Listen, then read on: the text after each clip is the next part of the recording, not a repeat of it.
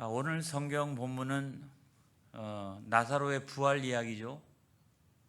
이 나사로의 부활은 예수님의 부활과는 근본적인 차이가 있어요. 그리고 역사적인 그 종말 때의 부활과도 근본적인 차이가 있어요. 왜냐하면 나사로의 부활은 부활했으나 얼마 안 가서 또 죽었어요. 그러니까 아주 근본적인 차이가 있는 거죠.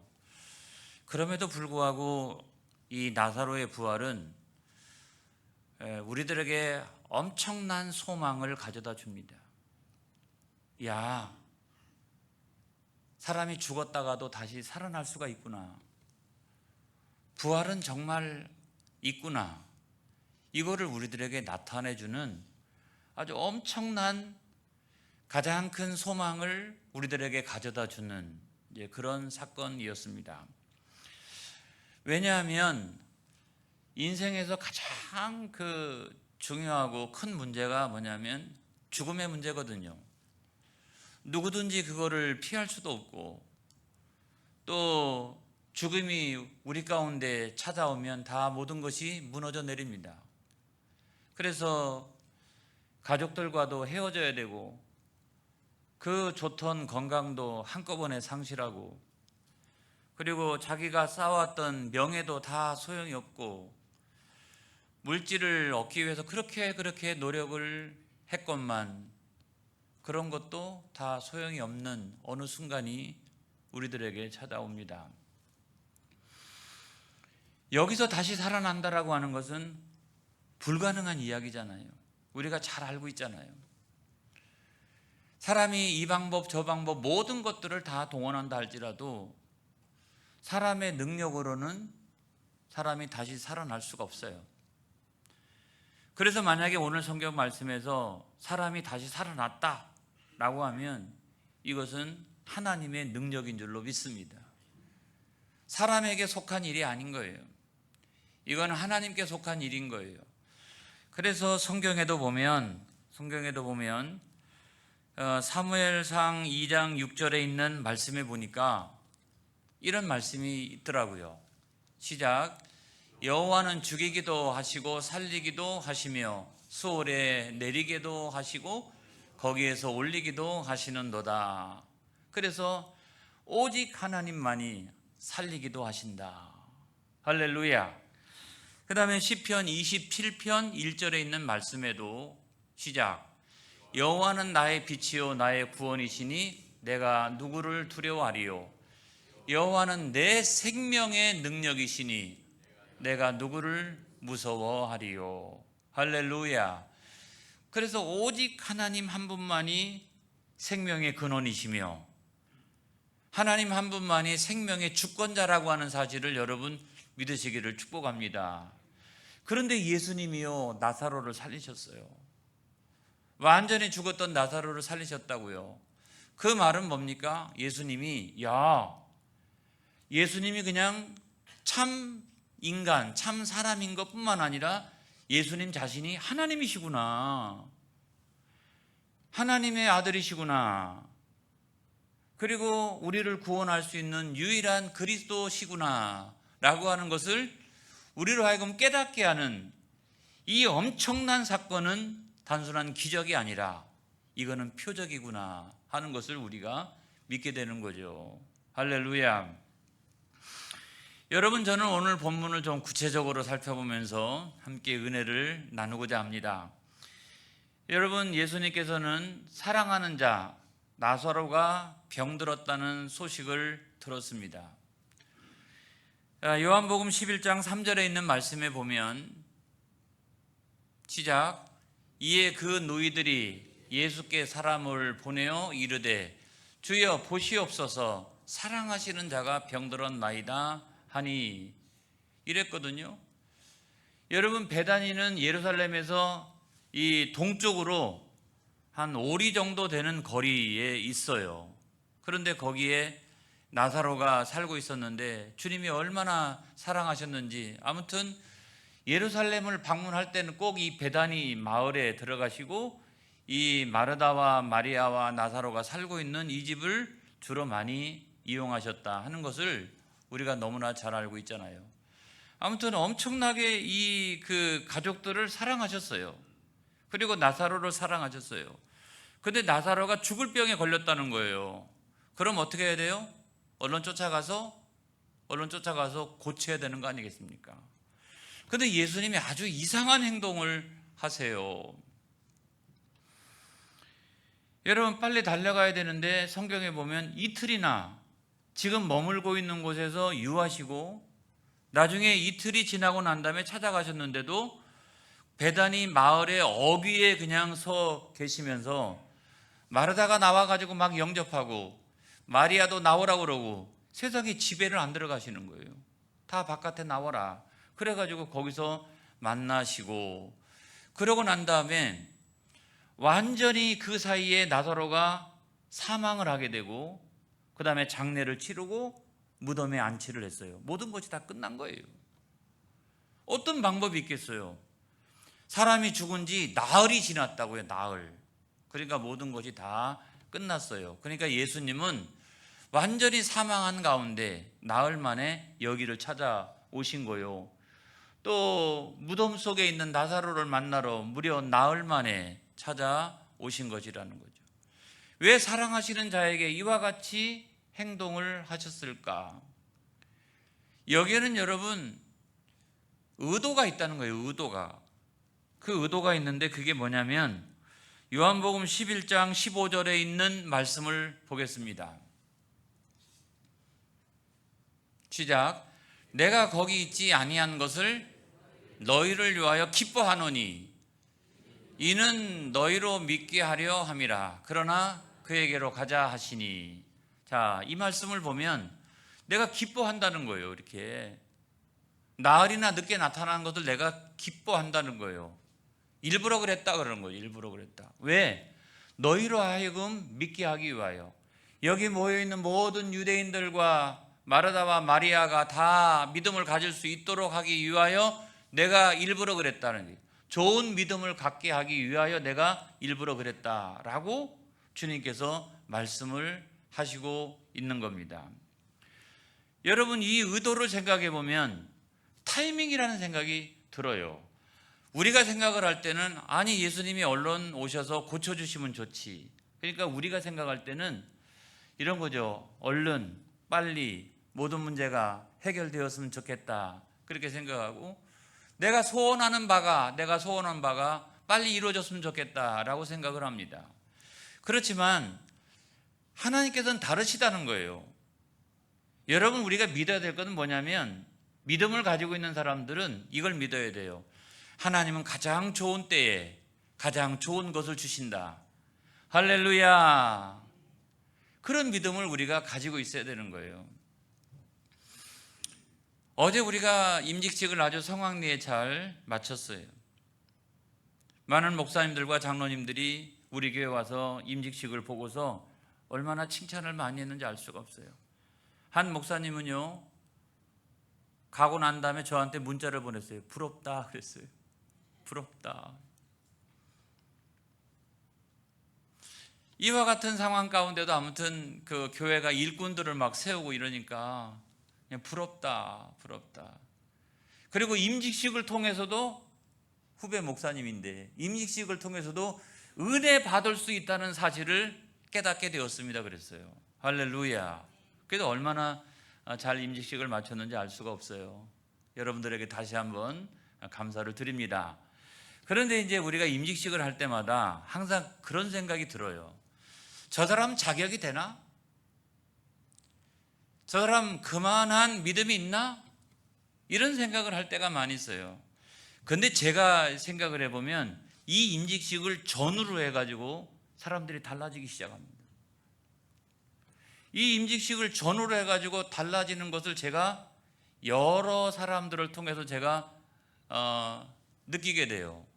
그래서 이게 사람들이 함부로 평가할 게 아니구나. 이게 사람의 뜻이 아니구나. 이게 하나님의 뜻이구나. 뭔가 하나님이 그 사람을 통해서 나타내시고자 하는 일들이 있구나 하는 것을 깨닫게 되었어요. 그래서 우리 모두에겐 다 타이밍이 있다. 이 사실을 우리가 알아야 되고, 여러분 성경에도 보면 안 그래요? 아브라함 같은 경우가 또 대표적이잖아요. 100세의 아들 이삭을 얻게 되었잖아요. 그런데 약속받은 것은 75세 때 약속을 받았어요.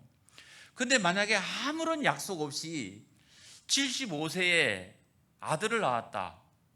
그러면 이 사람이 무슨 얘기를 하고 다닐까요, 여러분? 남자 나이 75세인데 그 옛날에 말이죠. 그 옛날에 내가 아들을 낳았다. 내가 건강이 얼마나 좋은지 말이야. 내가 정력이 얼마나 좋은지 말이야. 이러면서 다니면서 자랑하지 않겠어요. 그랬는데도 불구하고 하나님은 75세에 약속을 주시고 100세가 되었을 때 25년이 지나고 난 다음에 이삭을 허락해 주셨어요. 25년 동안에. 25년 동안에 야, 이건 다 나는 불가능한 거야, 이게. 인간적인 방법으로는 다 불가능한 거야. 사람은 안 돼, 사람은 안 돼. 25년을 기다리는 내내 나는 안 돼, 나는 안 돼. 그렇지만 하나님께서 약속하셨잖아요. 그리고 25년이 지나고 난 다음에 덜컥 하나님께서 아들을 주신 줄로 믿습니다. 이거는 사람의 수단과 사람의 방법을 통해서 태어난 것이 아니라 전적으로 하나님의 약속이 있었고 또 하나님께서 그 아들을 주셨구나 하는 것을 생각하게 되니까 믿음이 어떻게 돼요? 믿음이 충만하게 되고 좋은 믿음의 사람이 되어지고 할렐루야. 그래서 그는 믿음의 조상이 된 줄로 믿습니다. 그 다음에 우리가 요셉을 생각해 봐도 마찬가지죠. 요셉이 나중에 감옥에 갇혔습니다. 감옥에 갇혔는데 거기서도 이제 꿈을 해몽하는데 술 맡은 관원장에게는 당신은 조금 이따 나가게 될 거야. 그러니까 나가가지고 당신은 술 맡은 관원장이니까 오늘날로 치면은 뭐 경호실, 비서실 이런 정도 되는 고위 관리직 아니겠습니까?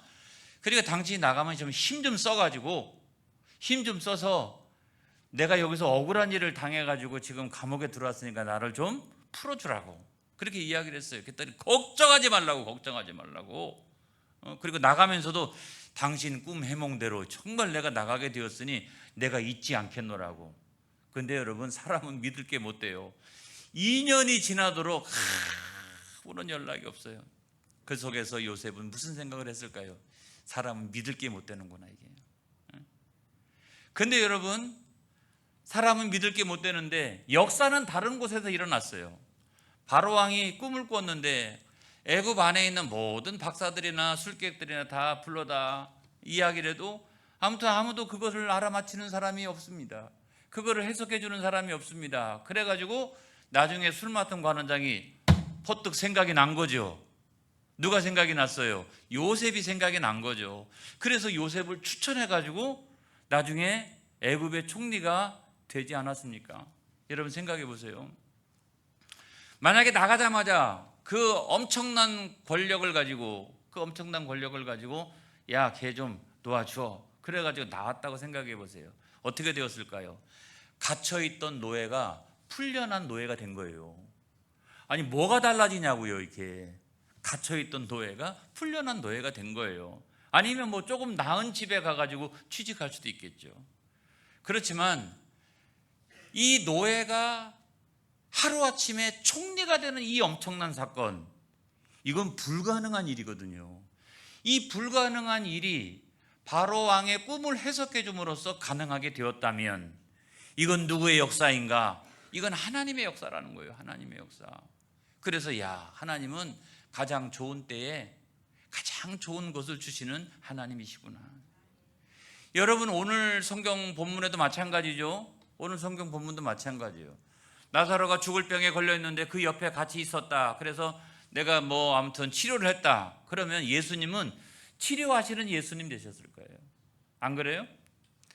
이 표적이라고 생각을 안 했을 거예요. 치료하시는 예수님. 그런데 사람이 완전히 죽었다가 사람들이 다 모여가지고 그들이 막 울면서 장례식까지 마치고 그 시신을 무덤 속에다가 집어넣는 것을, 그 기간이 나흘이라고 하는 것을 거기에 있었던 모든 조객들은 다 지켜보고 있었던 사건이었다고요. 이건 완전한 죽음이었다라고요.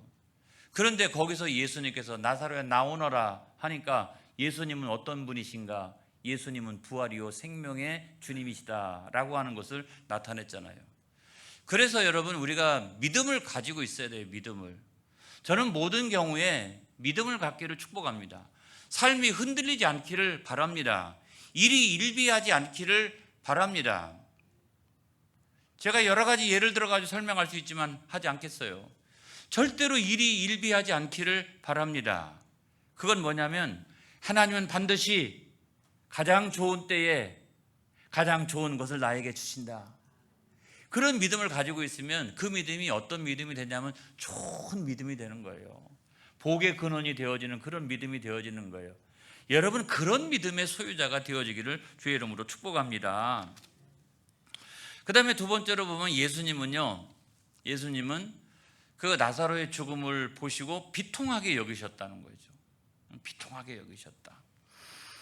두 번씩이나 그런 표현이 나옵니다. 두 번씩이나. 요한복음 11장 33절에 있는 말씀에 보면 시작. 예수께서 그가 우는 것과 또 함께 온 유대인들이 우는 것을 보시고 심령에 비통히 여기시고 불쌍히 여기사 그랬어요. 또 한 번 나와요. 요한복음 11장 38절의 말씀에 보면 시작. 이에 예수께서 다시 속으로 비통히 여기시며 무덤에 가시니 무덤이 굴이라 돌로 막았거늘 이라고 했어요. 자, 여기에 예수님의 두 가지 감정이 나타나세요. 두 가지 감정. 하나는 불쌍히 여기시는 거죠. 그냥 인생 자체를 보면 솔직히 말하면 안 불쌍한 사람이 어디 있어요? 그 사람의 인생 이야기를 좀 해봐라. 그러면 태어날 때부터 지금까지 해가지고 내가 막 유복한 환경에서 태어나가지고 편히 이렇게 성장하고 나 공부하고 싶은 거 다 하고 그리고 막 그냥 부모가 엄청난 권세가 있어가지고 좋은 데 취직해가지고 이렇게 한꺼번에 모든 것이 그냥 만사형통한 이런 사람이 세상에 어디 있어요? 당신 한번 이야기해보라. 이러면은 다 인간은 연약한 거예요. 그런 인생 자체를 보시고 예수님께서는 불쌍히 여기셨다는 거예요. 할렐루야. 불쌍히 여기셨다는 거예요. 그 다음에 두 번째 감정은 뭐냐면 비통히 여기셨다. 분노가 치민다. 아주 그냥 화가 치밀어. 화가 치밀어. 왜 그러셨을까? 이 비통하다라고 하는 표현 가운데는 이 분노의 감정이 있는 거예요. 왜냐하면 하나님께서 이렇게 창조하시지 않으셨잖아요. 이렇게 되라고 창조하신 바가 없잖아요.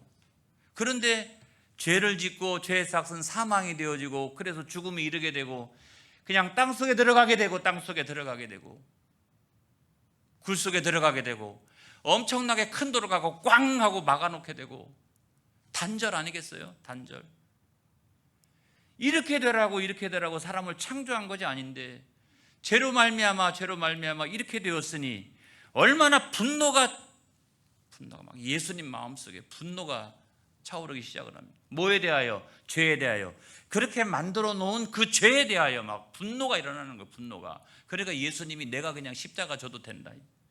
분노가 생기는 거예요. 분노가.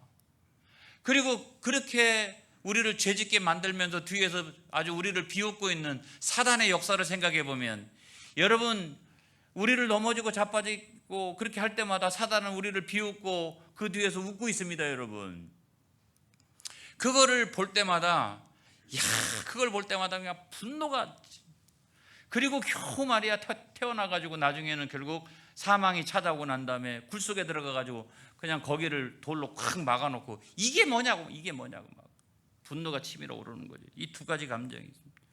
그래서 여러분 오늘날 우리는 기도해야 합니다. 하나님 아버지 나는 연약합니다. 하나님 나는 연약합니다. 나는 실수할 때도 많고요. 하나님 나는 연약합니다. 나를 불쌍히 여겨 주옵소서.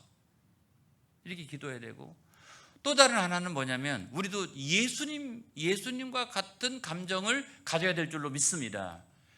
죄를 지으려고 할 때마다 그런 마음이 내 속에서 막 일어날 때마다 이 죄 때문에 예수님께서 하나님 자신이 십자가를 지셨는데 막 거기다 대고 막 십자가를 그어가면서 막 선포해야 되는 거예요. 물러가라 이 말이에요. 여러분 그렇게 해야 되는 거예요. 이 죄에 대하여 분노하는 마음, 거기에 흔들리는 내 자신에 대해서 비통히 여기는 마음, 그 마음을 우리가 가져야 될 줄로 믿습니다. 할렐루야. 그 다음에 세 번째로 보면 우리는 내 이성과 상식의 돌멩이를 내 안에서 끄집어내 가지고 치워버려야 돼요. 예수 믿어도요, 여전히 내 이성과 상식을 자랑하고 그것에 의지하면서 살아가는 사람들이 많이 있어요. 여러분, 요한복음 11장 39절에 있는 말씀에 보니까 시작, 예수께서 이르시되 돌을 옮겨 놓으라 하시니 그 죽은 자의 누이 마르다가 이르되 주여, 죽은 지가 나흘이 되었음에 벌써 냄새가 나나이다 그랬어요. 여러분, 나흘은요, 그 중동도 그렇고 중국도 그렇고 우리도 그렇고 다 똑같은 것 같아요. 나흘. 왜 나흘이지? 왜 나흘이야? 그건 다른 게 아니라 사람이 죽고 나면 시신이 부패하고 썩기 시작을 할 때가 한 나흘 그 현상이 일어나요. 그래서 여기나 중동이나 어디나 다 똑같은 민간신앙은 이런 거죠.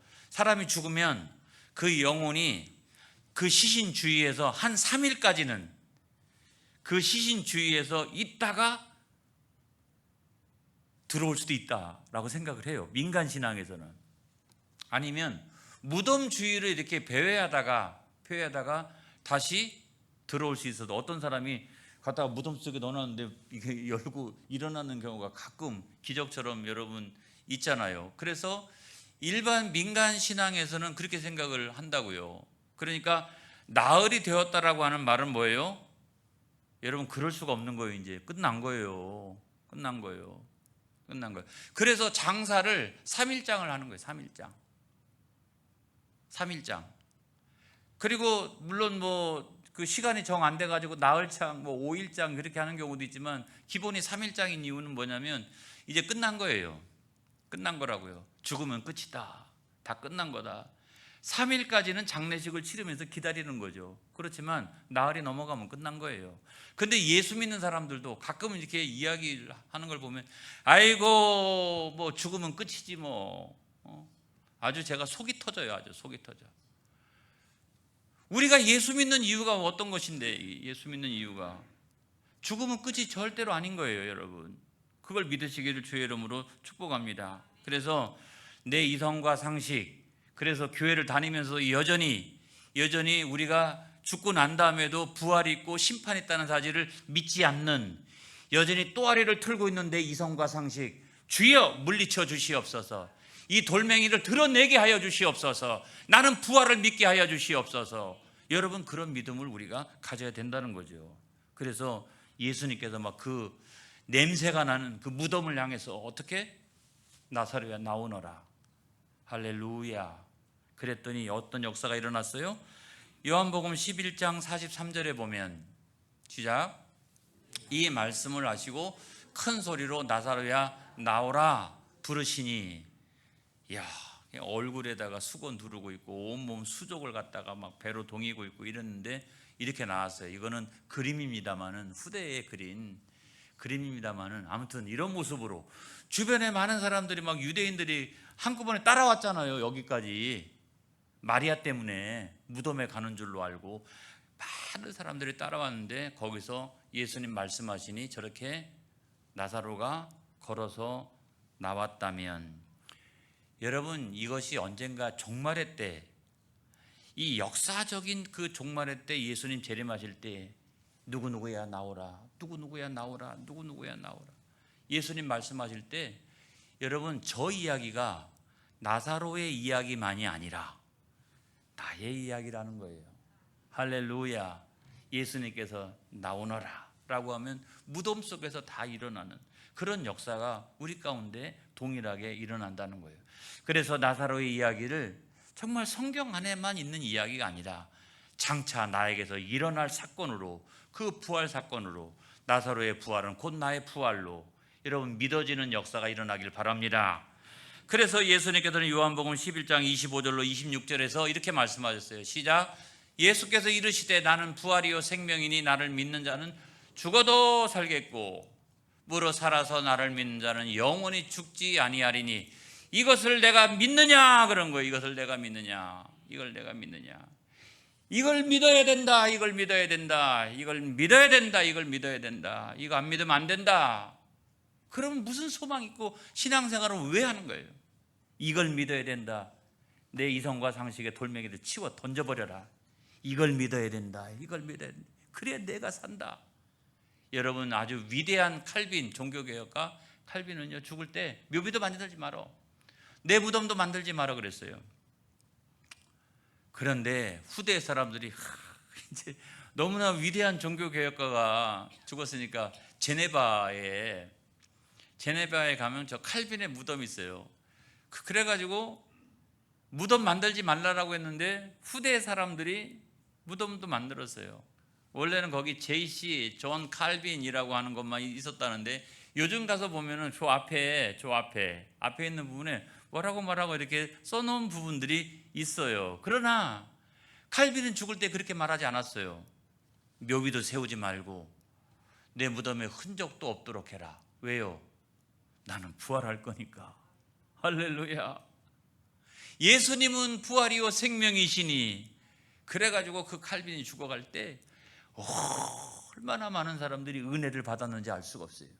그 확신을 가지고 예수님은 부활이요 생명이기 때문에 나는 반드시 부활할 것이다. 그거 만들지 말아라. 그렇게 했던 거예요. 여러분, 내 이성과 상식 다 돌멩이로 여기고 집어 던지는 저와 여러분 되어지길 축복합니다. 내가 이것을 믿느냐, 이 믿음 갖고 우리가 죽어야 우리는 부활 영생을 누리게 됩니다. 할렐루야. 기도하겠습니다.